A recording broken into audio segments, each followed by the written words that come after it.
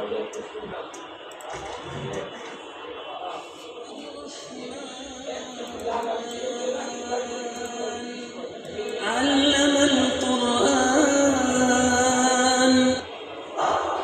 যেদিন বিপদে পড়ে যাব, যেদিন আমার আব্বা আমারে চিনবে না, আমি আমার আব্বারে চিনব।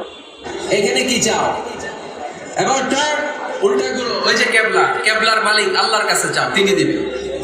কারণ এখানে তোমার যেই নবী শুয়ে আছেন, তিনিও বিপদে পড়লে। বিসমিল্লাহির রহমানির রহিম। শুরু হচ্ছে